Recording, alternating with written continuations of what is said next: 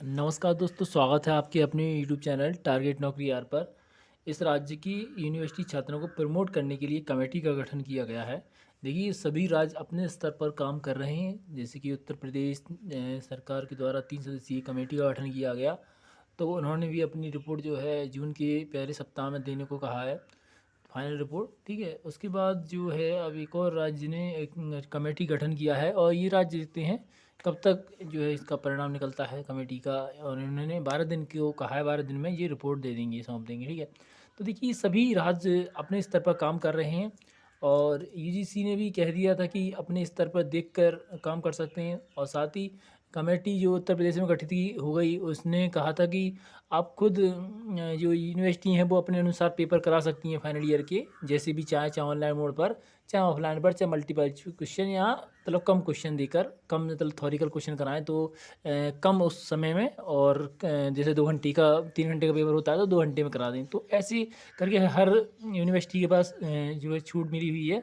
तो आइए पहले इस बात पर चर्चा करते हैं जो इस राज्य की यूनिवर्सिटी के छात्रों को गठित करने की बात की गई है। तो देखिए जो अदर राज्य के बच्चे ज़्यादा कमेंट कर रहे हैं तो उनके लिए खबर आ रही हैं। जैसे ही उनके राज्य थोड़े धीमे काम कर रहे हैं तो उस हिसाब से खबर मिल रही है। ठीक है, तो आइए दिखाते हैं हम खबर के लिए। चैनल पर आप पहली बार आएँ तो चैनल को सब्सक्राइब रखें और बेल आइकन रखें, जिससे कि यूनिवर्सिटी संबंधित जानकारी आपको प्राप्त हो सके।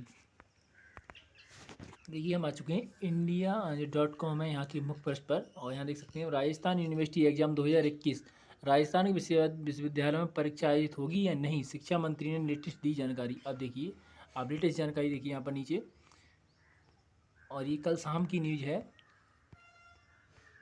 देखिए, और ज़्यादातर एक स्टूडेंट है, उसका बार बार कमेंट आ रहा था, राजस्थान से ही है वो। राजस्थान के मंत्री भावर सिंह भाटी ने बुधवार को कहा कि कोरोना वायरस महामारी के बीच 2020-21 के सत्र के लिए राज्य के विश्वविद्यालयों में परीक्षा आयोजित करने के तरीके पर गौर करने के लिए एक समिति का गठन किया गया है।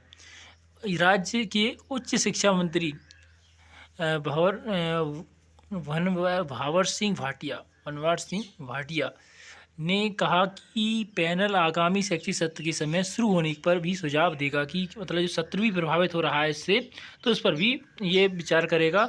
और संयोजक एक दूसरे से सलाह मशवरा करके पूरा जो है 15 दिन के भीतर अपनी रिपोर्ट सौंप दी जाएगी।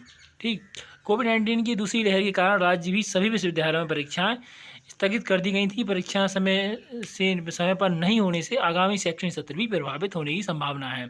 जब मतलब शिक्षा परीक्षा नहीं होंगी अभी, तो आगामी शैक्षणिक सत्र है वो प्रभावित तो होगा ही, साथ में प्रभावित होने की वजह से जो है अभी प्रमोट किया जा रहा है सबको, इसी वजह से। और यहाँ भी जो है ज़्यादातर स्टूडेंट प्रमोट ही होंगे, क्योंकि सभी राज्य ऐसा कर रहे हैं, क्योंकि उनका जो शैक्षणिक सत्र प्रभावित हो रहा है। और